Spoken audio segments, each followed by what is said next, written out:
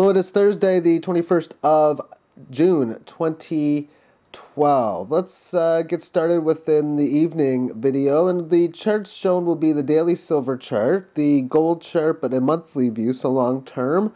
The short term look at the Dow Jones Industrials, GDX, and ETF for the gold miners going back to the bottom in 2008. And the monthly chart for oil as well. And all these images are available in the more information box. A directory link from Dropbox will state the link where these files will be available. Look for the date and find the charts that you want. You can print them off or save them onto your computer. The trend line that's been resistance can also be shown in that of a parallel line. What you do is you take the exact same rate of descent for a downtrend and find where support happens to be. And the original one seems to be the best one.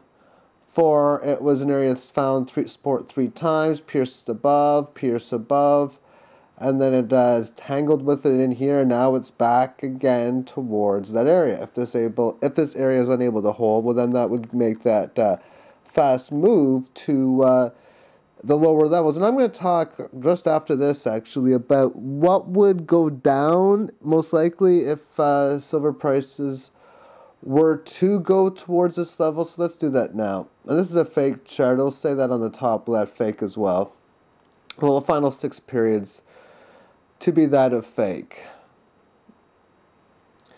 And the situation moving down towards there, you would just quickly showing a look at one of the trend lines. If any of these trend lines here break down, or the rate of descent happens to get greater on a breakdown like within this, then it's not a surprise if there'll be large red candles. I don't know how long it's going to take if it actually does go there. I don't even know if it's going to make it down towards these levels.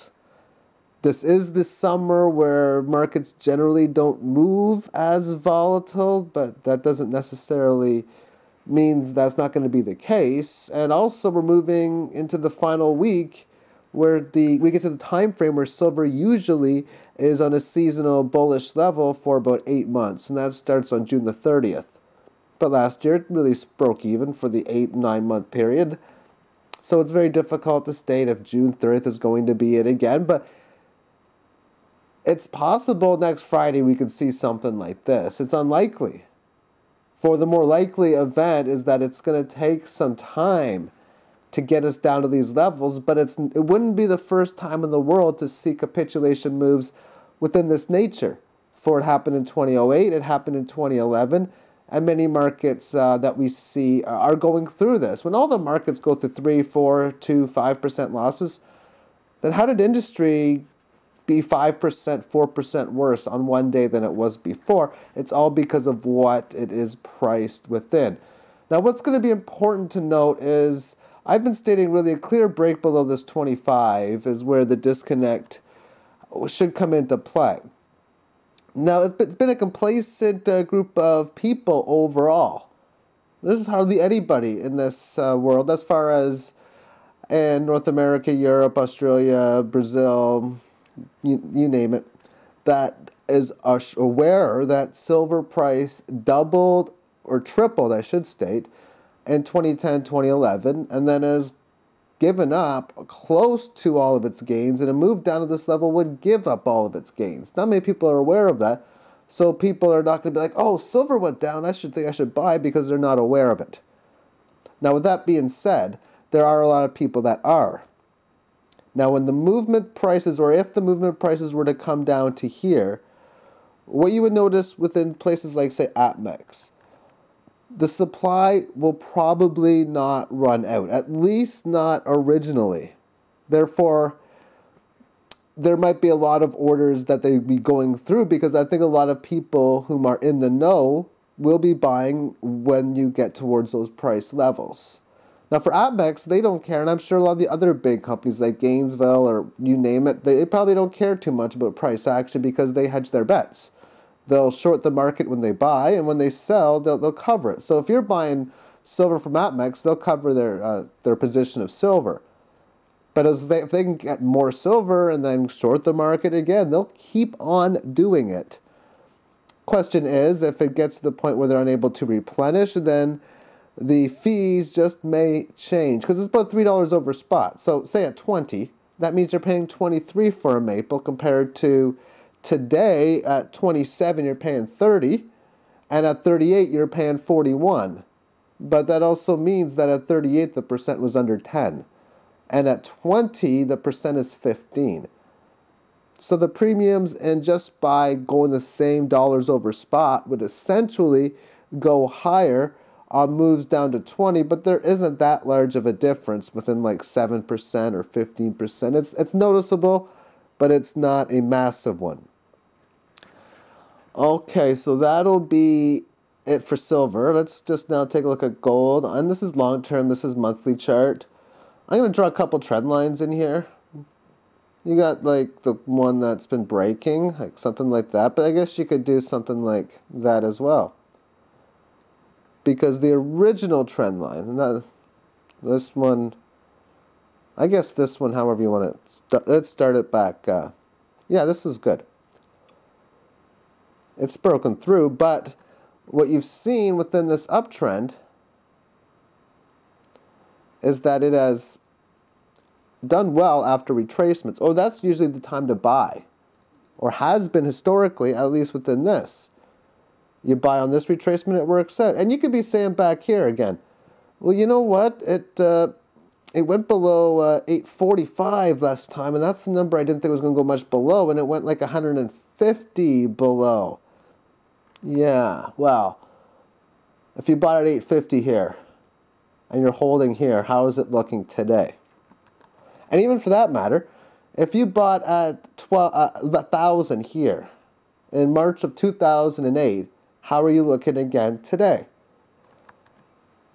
So it's not always trying to be picking tops and bottoms, if you will. But it wouldn't be a surprise again if it does break down or continues further movement to the downside, because how do we know this correctionary phase has come to a completion? Well, you simply don't. And that's why if silver does move down to around the 20 area, then most likely you would see gold in around here somewhere between 1360 and 1400. And that would mean gold at around 20, so the ratio would be in the mid-60s again. Let's move on now within the oil chart. And remember back, I don't know, maybe you do, maybe you don't, but about a half a year ago, 7 months ago, I was talking about how it looked like oil was confirming a move up to the previous high of about 147. Well, that hasn't happened, or at least it hasn't happened as of yet. It's put in a lower high from the previous one. And if this thing goes down just another couple of dollars even, then we'll have the neckline hit of what will that be, that of a pretty much a double top, and even weaker than an average double top, because the high is lower on this one than this one. So this pattern is a bearish one. But what's interestingly noted about it is that if this breaks down, then we already confirmed that this selling was a breakdown. But wait a second, then this would be the failure, and the fast move would come down here. Now, regardless of the fact, when I look at this type of setup, this is a game. This is literally a game of trying to pick tops and bottoms, but I say that if you're going long, you're expecting the bottom to be where you buy it at and the top to be higher. If you're going short, you're expecting the top to be where you pick it at and the low to be lower, and so on. So when I see a setup like this, as far as the game would be concerned, what I'd be hoping for is probably a pullback, continued pullback, but not any lower than this. And I'd like to go at least down towards here. I'd like to see resistance a little bit above this line, maybe towards 87, and then show some sort of pattern of breaking down as this moving average is now starting to break down. And then I'd be looking for a play down to this level. It could very easily still come up to this 96, and when you're in this range, you need a clear break either below or above for me to give much of a conviction. But because if it does move a little bit down here, and then comes back higher and gives me a pattern something like this, that I'm going to be liking the movements or the chances that it does reach this next lower level. Thing is you can say the markets manipulate all you want, and I'll tell you now that I'm seeing, especially on these more over the last, or the 2007-8 highs with the 2009 lows, I'm seeing a lot of the similar sort of patterns where a lot of markets are trying to break out of this and it's just failing on them. And quite frankly, with the setup as it is with the market, I don't even know how much it's even worth it. When you see, well, hey, so it looks like this is a failed breakout after we had a failed breakdown, and it's probably just going to be another failed breakdown again if it does go down again. Let's now move this on to GDX, and this is a 2-week chart, each candle representing 2 weeks worth of data. What's interesting to note about this is there are people that state that a lot of times gold will bottom and top before the mining shares will bottom and top before the underlying asset. And quite frankly, this bottom was earlier, and it's not been much of a correction so far that it's going through. Something to keep your eyes on, because it could very easily work out that gold does go down to like the 1400 and silver to 22, and well, this one makes a low here or something, and then when gold goes higher, this one goes higher. That's a possibility as well. But again, this is the chart in itself, and this is from the 2008 lows, or late 08 lows, early 2009 lows, and the highs from, well, just a few months ago. Okay, let's take a quick look at the Dow Jones Industrials, and what I was stating before was, first I said 12,100 was an area where it should find support based on a more longer term look at the market. And then when it did, I counted this low that we just recently had in the 12,100 area, or at 12,035, and this high. This was a selling area, and I said it wasn't a good shorting area, but it was a good selling area, and it did consolidate there for quite some time. Now this area I stated was a good selling area, it was also a good area to short. So if anyone did short at the 12,825, if this stops, if you got stopped out on this, then it barely got you, and that sucks, or your stop was too tight. But if you did get in, then quite frankly, if you lose on this trade, I don't know what else to say. However, as far as the market is concerned, the trend line has broke. Still, you want to wait and see how it's going to consolidate from this point, but it's getting close to making a move towards this level, which would also be a possible sell level, or cutting out of your short if you actually got in at this previous level, because that would be pretty much by the book. Okay, I think that is going to do it for today.